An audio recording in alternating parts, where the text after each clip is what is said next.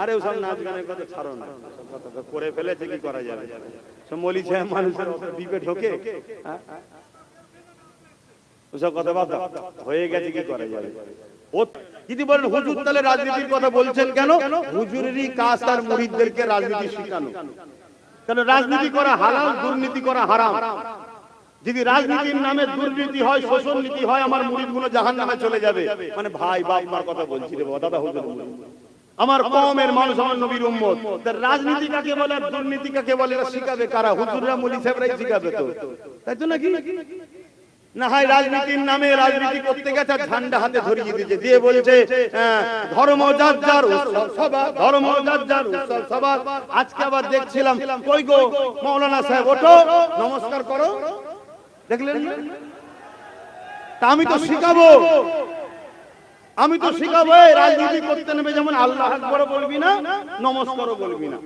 কেন নমস্কার আমার হিন্দু ভাইদের স্টাইল, আর আসসালামু আলাইকুমটা আমাদের স্টাইল। ওদের রাজনীতি যখন করতে গেছে সেখানে দেশের মানুষ আছে, হিন্দু আছে, মুসলমান আছে, সেখানে আসসালামু আলাইকুমও বলার দরকার নেই আর নমস্কার দিবারও দরকার নেই। ওটাই বলবি আমার প্রিয় দেশবাসী, আমার বাংলার মানুষ, আমি তোমাদের ঘরে যদি জিতাও বাসটা ভালো হবে তো, তাই তো নাকি?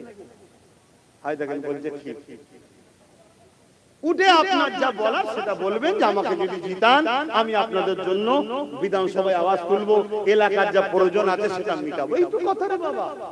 কিন্তু না, ওখানে বলতে পারছে না যে এটা আমাদের বলা যায় না। কেন? যদি আবার টিকিটটা ক্যান্সেল করে দেয়, এটা গেল। আবার আমার ঘরের একটা রয়েছে টুপিটাকেই বাদ দিয়েছে। হাই রে তুই কি? হ্যাঁ ভাই ভাইয়ের জায়গায় ভাই, ভাই ভাইয়ের জায়গায়, রাসূলুল্লাহর আগে ভাই নয়, দ্বীনের আগে ভাই নয়। আমি তাকে ব্যক্তি আক্রমণ করছি না, তো তার হিদায়াতের জন্য দোয়া যেমন চাইছি, ইনার হিদায়াতের জন্য দোয়া চাইছি। আল্লাহ এদের দুজনকে হিদায়াত করুক, বলুন আমিন। এ ভাই নাই বলে যে বলবো হিদায়াত হবে না তা না, একে আল্লাহ হিদায়াত করুক, এই শয়তানদের থেকে চলে আসুক, আমার ভাইটাও যেন ফিরে আসে, বলুন আমিন, বলুন আল্লাহুম্মা আমিন। এদের হিদায়াত দরকার, ঠিক না বেটি? কিন্তু এদের হিদায়াতের জন্য সবথেকে বড় ওসিলা হলো এদের হারা দরকার। আমার কথা কি কষ্ট? এদের হিদায়াতের জন্য সবচেয়ে প্রথম রাস্তা হলো হারা দরকার, কারণ জিতে গেলে আরো হারামের মাল ঝাড়বে, আর যত হারাম খাবে তত জাহান্নামের দিকে যাবে, পরিবর্তন হওয়ার রাস্তা পাবে না। যদি বলেন আমরা হুজুর মানুষ খাবো কেন, তুই খাবি না আমি জানি, কিন্তু তোকে খেতে হবে। কেন?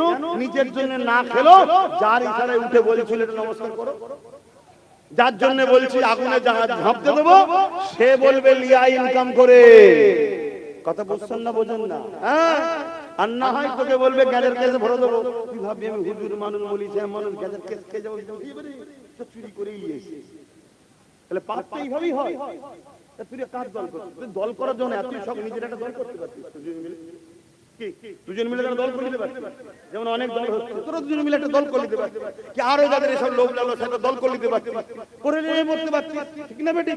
আমার কিছু বলার থাকতো না, কেন? তার ইচ্ছা কাজে করতেই পারে।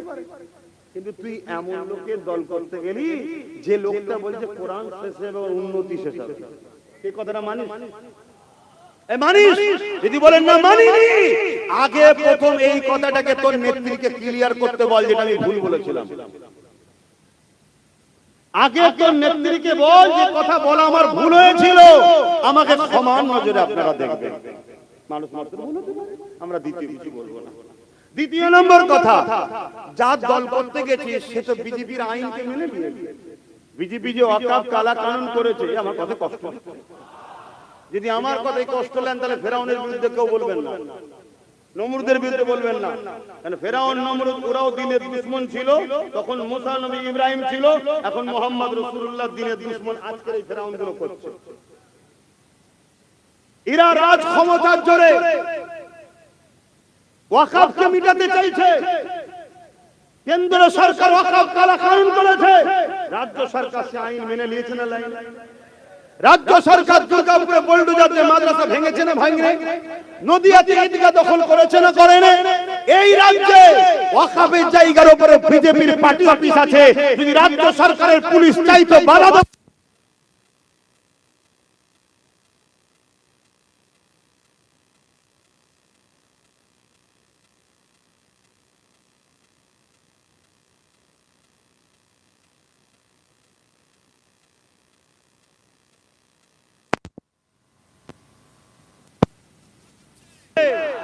রাগ হলে আমার উপরে রাগ দেখিয়ে লাভ নাই। তুমি যদি তোমার দাদা দিদির দলকে ভালোবাসো আর তার বিরুদ্ধে বললে যদি তোমার রাগ হয়, তাহলে আমি আমার কোরআনকে ভালোবাসি, আমার কোরআনের বিরুদ্ধে যে বলবে তার উপরে রাগ হবে। তুমি যদি তোমার দাদা দিদির দলকে ভালোবাসো, তাদের বিরুদ্ধে বললে যদি তোমার রাগ হয়, আমি আমার ওয়াকাফ মসজিদ মাদ্রাসা কবরস্থানকে ভালোবাসি, তার বিরুদ্ধে যে করবে তার উপর আমার রাগ হয়। কোন এমন মুসলমান আছে যে কোরআনের দুশমনকে ভালোবাসে, কোরআনের বিরুদ্ধে গিয়ে তারপরে সে বলবে আমি ঈমানদার আছি? খুব সাবধান হন। এদের জন্য দোয়া করি, আল্লাহ এদেরকে হেদায়েত করো, বলুন আল্লাহুম্মা আমিন। এদের প্রথম স্টপেজ হচ্ছে এদের হারা দরকার। তাই যদি এদেরকে কেউ ভালোবাসেন, এদের চাহনেওয়ালা আলেম উলামা মাননেওয়ালাও যদি কেউ আমার কথা শুনে থাকেন, যদি বাঁচতে চান সর্বপ্রথম এদেরকে হারান। না হয় আগামী দিন এদের দ্বারা, যেমন এক মাওলানার দ্বারা মদের বিলে সই করিয়েছে, জানেন তো নাকি? সে বেচারি একটা সময় কিন্তু ভালো ছিল, কিন্তু এর পাল্লাই পরে খারাপ হয়ে গেছে, সঙ্গ দোষ, শুনছেন তো নাকি? সেই মৌলী সাহেব আজকে খারাপ হয়ে গেল। তা এরা যদি যেতে, এদের দ্বারা তো এরকম অনেক নোংরা কাজ করিয়ে নেবে। তাই ইসলামকে যদি ভালোবাসেন, দ্বীনকে যদি ভালোবাসেন এবং এদেরকেও যদি ভালোবাসেন, প্রথম কথা হলো এদের হারা দরকার। তাহলে আল্লাহ হয়তো এরা যখন হেরে যাবে, এদের কাজ দল গুরুত্ব দেবে না, আর দেবে না। একটা শুধু মজা লিবার জন্য নিয়েছে, থাকে না, সেটা চুষে লাও। এর আগে আমাদের পরিবারে আরো অনেকের মজা লিয়েছিল না, এখন তাকেই গাল দিচ্ছে, কেন? চুষা হয়ে গেছে। এখন এদের থেকে একটু নিতে চাইছে। যখন দেখবেন হেরে গেছে, বলবে হ্যাঁ এইসব ভেড়াগুলোকে কি করতে নিয়েছিলি, বাদ দে বাদ দে বাদ দে বাদ দে। তখন এই বেচারিগুলো আবার সেই বাবারা বাবারা করতে করতে চলে আসবে আমাদের মঞ্চে।